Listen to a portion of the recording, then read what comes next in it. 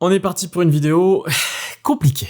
Salut tout le monde, c'est Lizofaille et bienvenue dans cette vidéo où je vais m'attirer les plus grosses foudres d'internet. Ou en tout cas des commentaires, enfin les gens qui n'aiment pas beaucoup le principe d'influenceur, le principe de publicité. Des gens comme moi qui aujourd'hui ont la chance de pouvoir recevoir des jeux, faire des vidéos dessus, etc. Bref, cette vidéo est là pour parler de l'influence dans les jeux de société. Alors il y aura aussi des parallèles avec d'autres types d'influence, mais cette vidéo j'ai voulu la faire parce que j'entendais de tout et n'importe quoi autour de la loi, autour des influenceurs, autour de notre avis aussi, et je me suis dit que ça pouvait être un très bon sujet de faire à fond mes recherches pour pouvoir essayer de débunker la plupart des choses. Alors bien sûr ça ne se base que sur mes recherches, donc vous êtes libre de me croire ou non, mais j'ai essayé d'être le plus précis et transparent avec vous en préparant cette vidéo. Et oui, vous l'avez vu dans le titre et même pour le début de cette vidéo, j'utilise le terme d'influenceur. C'est un terme qui n'est pas du tout aimé, et je ne sais pas pourquoi. J'ai l'impression qu'en France, dès qu'on utilise plusieurs fois un mot, et ben en fait on l'aime plus. Ça reste le terme qui définit le mieux ce qu'on fait sur YouTube, sur Instagram, etc.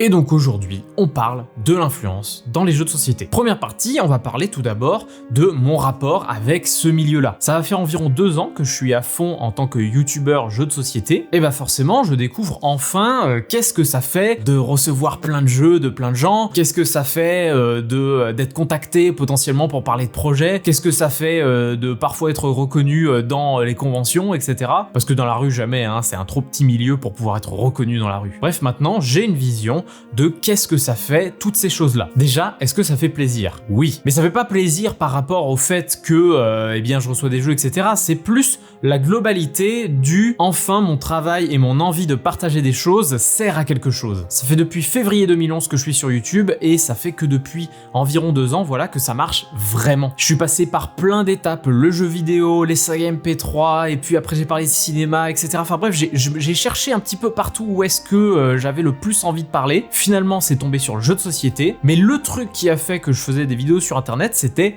faire découvrir des choses aux gens. Donc des jeux vidéo, donc des films, donc des sagas MP3, donc des jeux de société. Et là, de voir que ma parole est entendue et que pas mal de gens s'intéressent à mes opinions, eh bien il faut pas se le cacher, ça fait du bien à l'ego. Arriver à convaincre des gens de jouer au même jeu que soi, ça reste un vrai objectif. Je donne souvent l'exemple de Planète Apocalypse, que j'ai beaucoup mis en avant au début de ma phase vraiment jeu de société, et je suis ultra heureux de savoir que à peu près une dizaine de personnes ont sauté le pas pour l'achat de Planète Apocalypse. Et ce, pour n'importe lesquels des jeux que je vous ai présentés sur cette chaîne. Donc aujourd'hui, je suis super content de cette progression que j'ai dans le milieu du jeu de société, que ce soit en allant aux conventions, en ayant de plus en plus de personnes que je rencontre, que ce soit des personnalités du monde ludique, des éditeurs, des choses comme ça, et qui me font découvrir de plus en plus de choses dans ce milieu, et bah un peu grandir quelque part, grandir, mais aussi au niveau maturité, etc., de savoir un peu où on est, quoi. Et bien évidemment, je ne vais pas mentir que,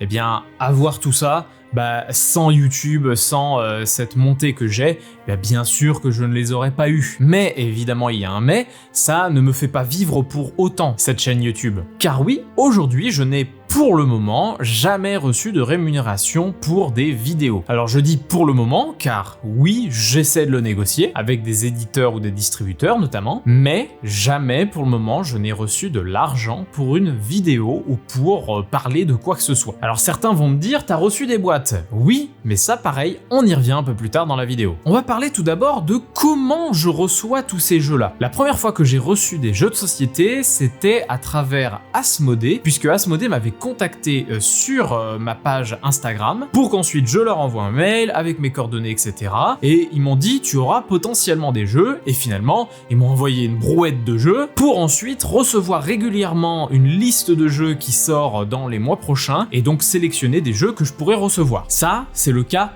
d'Asmodée, puisque bah ils savent que soit j'en parle, soit j'en parle pas, ou qui se retrouve ici par exemple. Alors là, certains vont me dire, bah ouais, mais du coup, tu fais de la pub pour Skyrim. Ouais, mais dans ce cas, ça veut dire que n'importe quelle chambre d'ado avec des mangas sur le mur, ça veut dire qu'il fait de la pub pour les mangas? Ou bien là, j'ai une carte mère qui est placée ici, ça veut dire que je fais une pub pour une carte mère? Ça me semble un peu bizarre comme argument. Mais tout ça pour dire que, globalement, Asmodée se dit, eh bien, même s'il n'en parle pas, il sera soit visuellement présent, soit, eh ben, c'est pas grave. Mais ça, Asmodée, c'est vraiment un cas à part, puisque, en l'occurrence, j'ai quelques rapports avec d'autres éditeurs, même si pas énormément non plus. Je peux donner l'exemple de Lucky Duck ou de Yellow, par exemple. Lucky Duck Games, je fais quelques vidéos avec eux, et en l'occurrence, ils m'envoient quelques jeux aussi, avec une petite liste aussi de ce qui va sortir dans le mois. Sauf que, les jeux que je demande, j'ai pas une obligation de le faire, mais quand même, il y a une sorte d'accord tacite en mode, ouais, si on te l'envoie, ça serait quand même bien qu'il y ait une vidéo dessus, quoi. C'est un accord tacite dans le sens où faut quand même montrer patte blanche pour qu'ensuite il nous renvoie d'autres jeux. Là, je dis ça, mais si ça se trouve, Guillaume de chez Lucky Duck me dit « Ah non, mais on t'envoie et c'est comme ça ». C'est vraiment un truc que je me suis fait dans la tête. Et Yellow, c'est pas tout à fait pareil, même s'il m'envoie aussi les futures nouveautés par mail, mais souvent, avec Yellow, je leur demande des jeux qui sont sortis de manière antérieure pour pouvoir faire des vidéos thématiques, des choses comme ça. Et dans ces cas-là, et même pour le cas de Lucky Duck Games, et même pour le cas de Founders que vous voyez ici, et tous les Kickstarter que je vous ai présentés,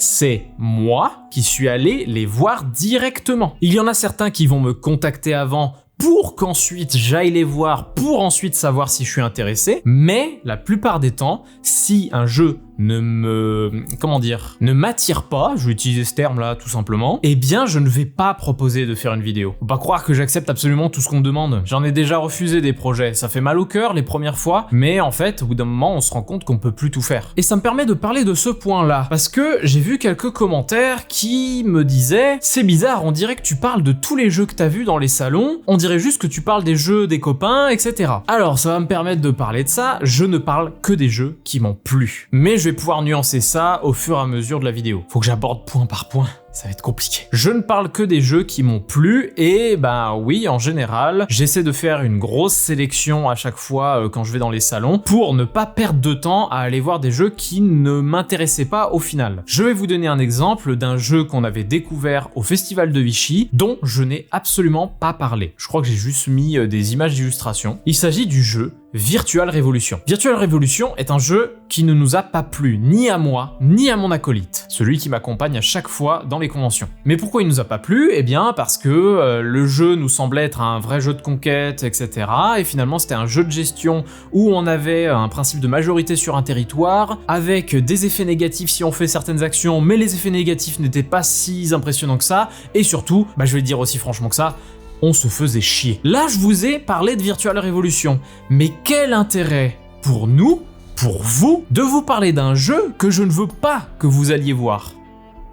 Non mais vraiment, je vous pose la question. Si je ne veux pas que vous alliez voir un jeu, autant ne pas vous en parler. Bien sûr, on va me répondre que, effectivement, tu peux dire au contraire, n'y allez pas, c'est pas bien, c'est de la merde. Sauf que l'humain a un esprit très contradictoire et a envie justement d'aller voir même ce qui n'a pas plu. Vous savez, par exemple, toutes ces personnes qui ne vont pas voir le film le plus en vogue en ce moment parce que tout le monde en parle et ça le fait chier d'aller voir un truc que tout le monde en parle. La série qui marche le plus, le jeu qui marche le plus, etc. Par exemple, moi, je suis quelqu'un qui a été beaucoup comme ça très longtemps dans mon adolescence, jusqu'à il y a quelques années, mais aujourd'hui, je pense, complètement éradiqué. Je me suis mis à regarder des séries très populaires, je me suis mis à regarder des films très populaires, je me suis mis à jouer à des jeux très populaires. Vous le savez, j'évite à chaque fois, quasiment sans faire exprès en plus, les jeux des As d'or, les jeux du Spiel. Et bien cette fois-ci, j'arrive à jouer un petit peu à ces jeux mainstream. Mais beaucoup de gens vont aller voir les jeux dont on dit du mal malgré tout. Au début, je me suis beaucoup posé la question, est-ce que je parle des jeux qui ne sont pas bien? Finalement, avec le temps, je me suis rendu compte que c'était quelque chose qui ne me ressemblait pas, que j'aimais parler des jeux avec passion et que juste montrer mon énervement ou mon agacement n'était quelque chose que j'aimais pas forcément faire. J'ai pas vraiment d'autres raisons de ne pas parler des jeux que je n'aime pas, mais ce qui est sûr, c'est que moi j'ai envie de donner envie de jouer à des jeux que j'aime. C'est ça pour moi le plus important. Mais du coup, on va me dire, oui, mais tous les jeux que tu reçois, c'est des jeux que t'as gratuitement, donc ton avis est complètement biaisé. Ça, c'est un argument que j'ai toujours trouvé complètement débile, parce que déjà, je me suis débarrassé de beaucoup de jeux qu'on m'avait envoyés gratuitement. Beaucoup. J'ai même un placard de vente presque complet. Du coup, j'ai un Ocaseo où je vends tous ces jeux, donc si vous voyez un Lizefy qui vend tel ou tel jeu, c'est souvent moi. Donc première chose, je ne garde pas tout ce qu'on m'envoie gratuitement parce que, même après les avoir testés, je les ai trouvés très moyens, voire pas bons. Deuxième argument que j'ai à ça, si on vous offre un cadeau de Noël, vous allez forcément le trouver bien le jeu? Genre demain, on vous offre un Monopoly et c'est bon, vous le trouvez sympa? Je veux dire, je trouve ça complètement débile de se dire, tu l'as gratuitement, donc forcément tu le trouves bien. Ou, tu en parles en vidéo et tu l'as eu gratuitement, donc tu en parleras forcément bien. Si le le jeu je l'ai eu gratuitement et que je l'ai pas aimé, bah j'en parle pas en vidéo. Mais oui, le principe du cadeau, bah je sais pas, j'ai déjà reçu des cadeaux que j'aimais pas. Je peux donner l'exemple de Welcome to the Moon. Il faut que je persévère pour voir un peu les niveaux suivants, mais c'est vrai que bah j'ai pas été très conquis. Et c'était un de mes cadeaux de Noël. En jeu qu'on m'a envoyé, bah Age of Rome. Je me suis fait chier sur Age of Rome et on me l'a envoyé pourtant. Donc cet argument de tu l'as gratuitement, tu diras forcément un truc bien dessus, pas du tout. Et même je peux dire complètement l'inverse. Est-ce que ce n'est pas vous, quand je dis vous, je ne vise pas quelqu'un en particulier, qui, lorsque vous achetez un Kickstarter où vous avez déboursé des centaines et des centaines d'euros, le défendez corps et âme? J'ai été dans ce cas-là, vous le savez, avec Resident Evil 2. Ce jeu que j'ai dépensé 250 balles et que finalement, bah, je l'ai défendu encore et encore en me disant c'est bien, c'est bien, c'est bien, c'est bien. Et en fait, j'ai pris du recul et je me suis dit...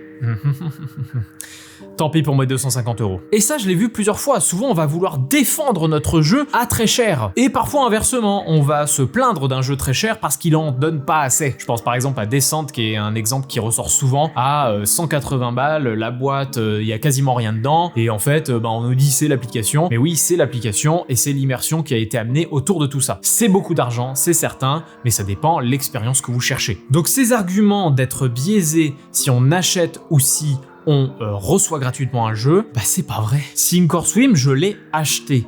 Et je l'ai aimé. Mindbug, je l'ai acheté et je l'ai aimé. Complice, je l'ai acheté et je l'ai adoré.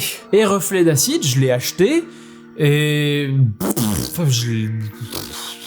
Donc pour moi, ces arguments-là sont complètement caducs. Mais du coup, est-ce que recevoir autant de jeux, et donc bah, être hyper heureux d'avoir autant de jeux, est-ce que c'est vraiment bien? Alors oui, parce que du coup, on découvre beaucoup de jeux, et on peut recevoir des jeux qu'on pensait jamais avoir. Je pense à Skyrim, je pense aux Aventuriers du Rail Legacy, je pense à ISS Vanguard que j'ai en bas, je pense à Etherfield, à Nemesis, tous ces gros jeux très chers qui finalement bah, vident le porte-monnaie. Donc cet aspect-là, il est génial, c'est pouvoir avoir tous les jeux qu'on aurait voulu posséder, un peu le rêve de finalement tous les joueurs de jeux de société. Ça aurait été pareil avec un joueur de jeux vidéo, à pouvoir avoir tous ces jeux gratuits. C'est le rêve de pouvoir avoir accès à quasiment tous les jeux qu'on veut posséder. Mais évidemment, il y a un mais, et là c'est l'étape où on a l'impression que je me plains, mais je suis sûr que tous les gens dans le milieu le pensent, ça amène un côté très pervers. Déjà, ça peut donner ce truc de « Oh là là, j'ai pas tout testé » et du coup, on a vraiment cette impression de faire une spirale en mode bah, je teste des jeux,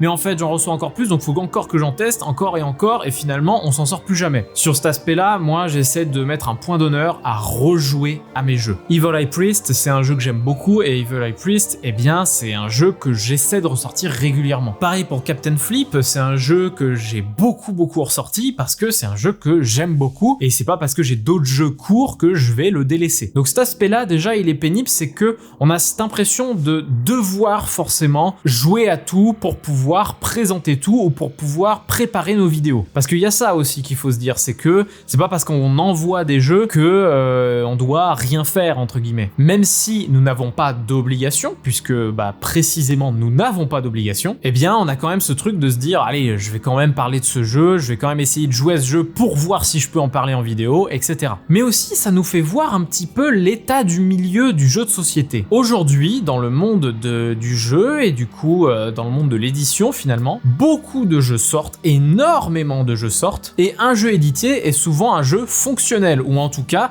qui a le mérite d'être au moins un peu bon. Bien sûr, là je parle vraiment de fonctionnalité d'un jeu, de est-ce que ça répond aux attentes d'un joueur, est-ce que les mécaniques fonctionnent, etc. Donc ça c'est l'aspect vraiment cahier des charges entre guillemets d'un jeu de société. Bien sûr, après il y a l'aspect subjectif de bah, j'aime mieux quand il y a de l'interaction, j'aime mieux quand ceci, j'aime mieux quand cela. J'aime mieux quand c'est un jeu de gestion, j'aime mieux quand c'est un jeu de bagarre, bref. Sauf qu'en recevant énormément de jeux comme ça, bah on se dit de plus en plus bah tout est bien en fait. Sauf que non, tout n'est pas bien. Plus le temps passe, plus le jeu qui est ici, qui est Maui, eh bien je me dis effectivement c'est un petit jeu à la con où on paye un petit peu, on pose des tuiles et puis ça fait des points. J'y avais pris du plaisir parce que c'est un des premiers jeux que je découvrais de ce type-là, mais la réalité c'est qu'il n'a rien à envier à un Harmonize ou quoi que ce soit. N'importe quel jeu de placement de tuiles. Et Maui est certainement un jeu que si je recevais aujourd'hui, je n'aurais pas aimé. Mais alors qu'est-ce qui a changé? Bah finalement c'est de voir que tout est tellement bien que j'ai dû devenir de plus en plus difficile avec les jeux. Parce que c'est bien hein, d'avoir tout ça, mais si vous regardez mes shorts, vous voyez que j'ai dû m'acheter des meubles en plus, que voilà, il faut forcément faire de plus en plus de place pour pouvoir accueillir tous ces jeux. Donc mon but aujourd'hui, c'est de devenir de plus en plus difficile pour accueillir le moins de jeux possible. Et quand je dis difficile, c'est pas genre au moindre défaut, j'arrête d'y jouer. Hein. Mosaïque, je vous l'ai présenté il y a quelques temps. J'adore le jeu, mais sa mise en place est infernale. Bon, j'avais donné l'exemple de 8-Bit Attack qui était un jeu très moyen, mais c'est Peterson Games et là je suis pas objectif. Aurora Arkham jeu de plateau, c'est un jeu très long, mais que j'aime beaucoup parce qu'il m'amène vraiment dans une ambiance très chill en fait avec les potes, à essayer de réfléchir, mais pas trop, etc. Et pourtant, voilà, il a son gros défaut d'être un jeu un peu à l'ancienne et du coup un peu répétitif. Donc aujourd'hui, je sélectionne beaucoup plus mes jeux et du coup, je vends beaucoup plus de jeux. Je vous ai parlé de Little Tavern et de Stop Me or Let Me Go dans une vidéo où je présentais beaucoup de jeux. Finalement, je les ai mis en vente parce que je me suis décidé en me disant, finalement, si je veux sortir un petit jeu, je sortirai pas cela en réalité. Donc avoir plus de jeux, c'est aussi prendre plus de recul sur les jeux, car sinon, on aime absolument tout et c'est bien parce que ça montre quelque part que vous aimez le jeu de société, mais il faut quand même avouer que, on n'a pas la place illimitée partout, même si je pourrais mettre par terre là, hein, bien sûr, je pourrais mettre des jeux par terre. J'ai pas super envie quoi. Et là, on arrive au sujet le plus important qui est plus ou moins la base de pourquoi je voulais faire cette vidéo. Il s'agit de la pub cachée, de la pub tout court dans le milieu de l'influence. En tout cas, celui autour du jeu de société, même si je vais parler d'un petit peu d'autres milieux d'influence. Alors déjà, l'idée de la pub cachée, j'ai toujours trouvé que c'était complètement débile parce que c'est un produit de consommation quand même quoi. Je veux dire, si demain votre vendeur vous dit « Hey, ce jeu il est vachement bien », vous allez pas dire « Oh là là, ce vendeur c'est un vendu, il me fait de la publicité cachée, je suis sûr qu'il est payé par Asmodée pour me vendre Skyrim ». Je veux dire, le but quand même de nous, les vidéastes, les Instagrammeurs, les TikTokers, les Facebookers, on est là que pour ça. On est là que pour vous montrer des jeux qui sont bien et qu'on veut vous présenter pour que vous ayez envie de les acheter. Alors bien sûr que les éditeurs ils sont très contents qu'on fasse ce boulot pour eux, que c'est en partie grâce à nous que les jeux se vendent et que donc ils ramènent du chiffre, mais ça serait quoi une vidéo jeu de société qui ne parle pas de vendre un jeu? Alors moi j'ai une idée en tête, c'est une idée que j'ai depuis très longtemps, par exemple de parler d'histoire du jeu, mais en l'occurrence la plupart des contenus c'est soit des règles de jeu, soit des avis de jeu, bref, tout ce qui est là pour présenter des jeux et donner envie d'acheter des jeux. Donc vraiment dire « Oh là là, vous faites de la pub pour des jeux », en même temps, on fait pas exprès plus ou moins. Imaginons que vous trouvez cette affiche de Skyrim magnifique, mais que je n'en parle absolument pas dans la vidéo. Eh bien vous allez voir le truc et vous allez vous dire mais j'aimerais bien savoir ce que c'est comme jeu. Et vous serez influencé et vous aurez peut-être envie de l'acheter. Et ça sans que j'ai eu à en parler. Les vidéos de jeux globalement elles sont là de toute façon pour que vous ayez envie d'acheter des jeux. Alors vous allez dire du coup vous entraînez l'insurconsommation etc. J'ai pas de contre-argument à ça parce que malheureusement c'est la vie d'aujourd'hui et je suis dedans, que ce soit avec les jeux de société, un peu de Blu-ray de mon côté, les jeux vidéo, les mangas que j'achète aussi pas mal, les bandes dessinées que j'achète aussi pas mal. Et ça, malheureusement, c'est plus un travail mental à faire soi-même que véritablement notre faute à nous. Je vous ai dit par exemple devenir de plus en plus difficile quant à juger un jeu de société. Mais ça, malheureusement, je ne peux pas vous l'inculquer. Mais comme c'est ce que j'aime de parler de jeux de société, je vais pas me dire oh là là, ils vont faire de la surconsommation à cause de moi,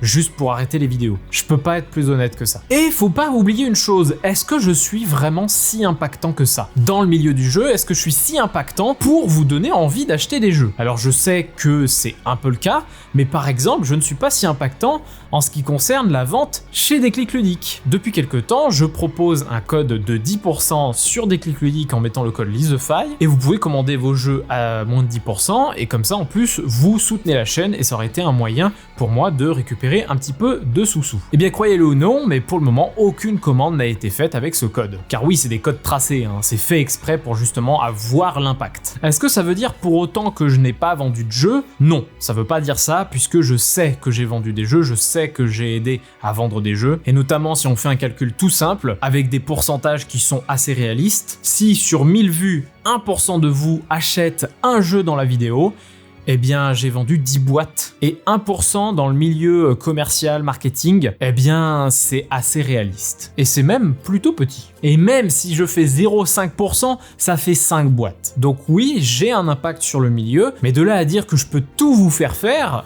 ben non. Si j'avais pu tout vous faire faire, Artefact aurait pu monter bien plus haut que ça. D'ailleurs, Artefact a été financé, merci à vous, c'était le petit message. Et forcément, ben on arrive au sujet qui fait polémique. Est-ce que je dois dire en vidéo quand je reçois un jeu ou quand j'ai été payé? Eh bien la réponse, je l'ai cherché. Je l'ai cherché beaucoup. Tellement que je trouvais de tout et n'importe quoi. J'ai même fait un short YouTube sur ça. Un short YouTube où je me disais, mais attends, mais faut vraiment mettre publicité ou communication commerciale sur chaque putain de vidéo? Et même les gens en commentaire de ce short disaient tout et son contraire en disant, bah ouais, on t'envoie un jeu, donc c'est normal que tu dises que t'as une publicité, etc. Donc, j'ai cherché beaucoup. Je suis tombé sur des articles, je suis tombé sur des vidéos. Mais pour moi, faut aller voir la loi. La vraie loi écrite, la loi influenceur qui a été établie en juin 2023. Vous savez, cette loi qui est tombée après pas mal de problèmes qu'il y a eu avec des influenceurs qui vendaient des trucs soit illégaux, soit un peu pornographiques, soit ce genre de choses. Bref, toute une loi qui a été créée pour encadrer le milieu des influenceurs internet. Et donc, je suis allé chercher.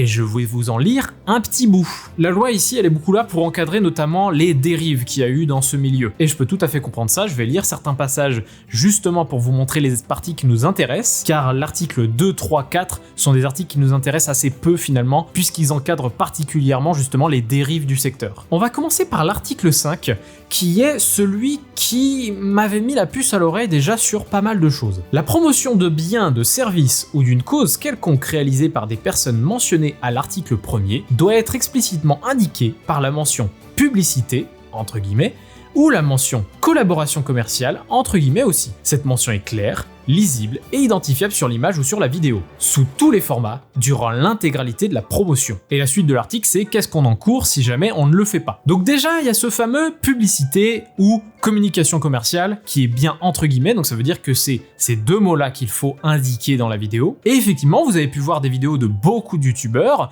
qui, lors de leur partie sponsorisée, que ce soit de NordVPN, de CyberGhost VPN, de Oli, de AirUp, etc., effectivement, il y a toujours un petit encart, un petit endroit où c'est écrit collaboration commerciale ou publicité. Et ça pendant toute la partie sponsorisée. Mais vous voyez que c'est écrit réalisé par les personnes mentionnées à l'article 1er. Donc maintenant, on va sauter sur le fameux article 1er. Les personnes physiques ou morales qui, à titre onéreux, mobilisent leur notoriété auprès de leur audience pour communiquer au public par voie électronique des contenus visant à faire la promotion directement ou indirectement de biens, de services ou d'une cause quelconque, exercent l'activité d'influenceur commercial par voie électronique. Alors bien sûr, c'est des textes de loi, c'est un petit peu... voilà, c'est bien enrobé, c'est fait pour faire un truc bien général, et du coup, peut-être que vous n'avez pas tout compris, et moi au début, eh bien forcément, je n'avais pas tout compris non plus. Donc je suis allé me renseigner, notamment sur la mention à titre onéreux, car pour le reste, mobilisent leur notoriété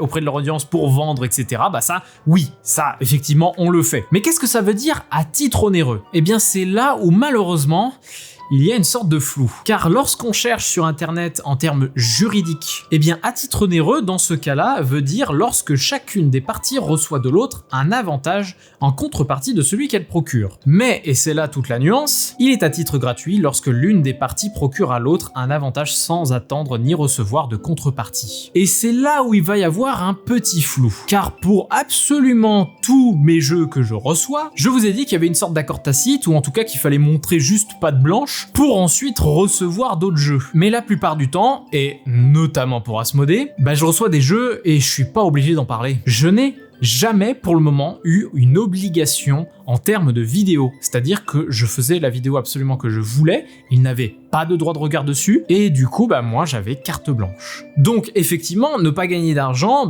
oui, déjà je le mets pas, mais recevoir un jeu de société, c'est un peu plus flou. Je ne sais toujours pas réellement si je dois indiquer communication commerciale ou publicité sur l'intégralité de mes vidéos et pendant toutes mes vidéos. C'est-à-dire que là, par exemple, je vous parle depuis peut-être une demi-heure, j'en sais rien au niveau du montage. Imaginez, vous avez un texte ici en permanence sur la vidéo. C'est-à-dire que même avec mon franc-parler, même avec mon honnêteté, je dois quand même indiquer un truc ici en permanence, juste parce que c'est la loi et c'est comme ça. On est d'accord que c'est hyper désagréable. Pour le moment, dans le milieu du jeu de société, je ne l'ai jamais vu. Est-ce que ça veut dire que les autres gens du milieu sont complètement contre la loi? En fait, je ne sais pas. Je ne sais pas parce que ça, il faut carrément aller voir un juriste, il faut carrément aller voir un avocat, il faut carrément aller voir quelqu'un qui pourrait donner cette fameuse nuance. Et donc actuellement, je n'ai pas la réponse exacte de est-ce qu'il faut absolument faire ces trucs publicité à partir du moment où on reçoit juste un jeu gratuit. Ce qui est certain, c'est que si un jour je suis payé, là je vais être obligé de le faire. Ces fameuses indications publicité ou communication commerciale, on les a vues donc dans les sponsors de youtubeurs, mais qui durent un petit temps de la vidéo puisque le reste de la vidéo n'est pas une sponsor, mais je l'ai vu ce fameux cas de le texte est là toute la vidéo, et notamment sur des chaînes high-tech. Par exemple, sur la chaîne Naotech, j'avais vu une vidéo sur un téléphone, parce que j'ai dû changer de téléphone il y a pas longtemps, et tout le long de la vidéo, il y avait cette encarte communication commerciale qui était présent. Et très sincèrement, tout le long, je me suis dit, c'est lourd quoi, c'est très très lourd. Alors bien sûr, les gens qui justement étaient plutôt du côté de ouais mais il faut que tu nous dises quand ceci, quand cela, ils vont me dire que oui c'est complètement normal, que du coup le truc est indiqué. Je trouve personnellement que c'est très désagréable pour le spectateur. Ça c'est purement subjectif. Mais ce que je voulais dire en citant cette fameuse loi, en expliquant un petit peu tout ça, c'est que quand les gens disent en description tu dois mettre que tu as reçu la boîte gratuitement, au début de la vidéo tu dois dire que tu as reçu la boîte gratuitement, c'est totalement faux. Et je donnais l'exemple de toutes les chaînes de jeux de société où je n'ai jamais vu ce fameux encart, et bien je peux donner l'exemple des streamers, des youtubeurs jeux vidéo qui ne le font pas non plus. Et pourtant ils reçoivent des jeux gratuitement. Du coup, aujourd'hui, c'est un vrai flou que nous avons dans notre milieu de est-ce qu'on doit indiquer ou non quand on reçoit une boîte, etc. Moi, si vous voulez, je peux vous le dire quand je reçois des boîtes, il n'y a pas de problème. Mais ça ne vous changera absolument rien. Et c'est ça que je veux insister, c'est que cet acharnement sur la publicité cachée, sur le fait qu'on ait des billets, etc., ça ne vous change pas la vie. Et c'est totalement faux. Et en plus de ça, imaginons que demain je demande à Asmodée de toujours m'envoyer dans le colis un contrat avec écrit « est offert ces différents jeux à titre gracieux ». Alors là, absolument, on pourra absolument jamais rien me dire. Et pourtant c'est complètement débile, c'est juste une petite lettre. Et il n'y a rien qui a changé dans nos accords. Absolument aucun. Mais dans ce cas, qu'est-ce qu'il faut vraiment faire? Eh bien, si jamais la loi évolue, faudra faire ce que dit la loi. Et sinon, pour juste vous faire plaisir, en tout cas aux quelques-uns qui gueulent, parce qu'en vrai, vous êtes pas tant que ça à gueuler, faut soit suivre la loi aveuglément sans vraiment la comprendre, soit dire en début de vidéo, j'ai reçu une boîte, soit dire en description, j'ai reçu une boîte, soit avec l'encart YouTube disant cette vidéo contient une communication commerciale. Mais si on fait le premier point qui est suivre la loi aveuglément sans la comprendre, toutes les vidéos de jeux de société ressembleraient à ça. C'est-à-dire quelque chose qui pour moi n'est pas très agréable à regarder. Merci tout le monde d'avoir regardé cette vidéo. J'espère avoir répondu au maximum de questions que vous aviez autour de tout ça. J'espère que j'ai pu paraître le plus transparent possible avec vous concernant ce sujet-là. Même s'il y en a qui diront « Oh là là, t'as fait que parler de Skyrim, donc forcément tu fais de la pub dessus. » C'est juste celui plus proche de moi. J'ai essayé de faire cette vidéo la plus structurée possible pour répondre au plus possible à toutes ces questions qu'il y a autour du jeu, autour de l'influence et du jeu de société. J'espère vous retrouver dans d'autres vidéos moins, donneurs de leçons, parce que j'ai pu paraître comme ça et je m'en excuse. Et donc on reprend les vidéos classiques, les vidéos comme d'habitude, avec une vidéo le jeu la semaine prochaine et d'autres types de vidéos qui vont arriver. Merci tout le monde, je vous dis à la prochaine et d'ici là, moi je vous dis salut.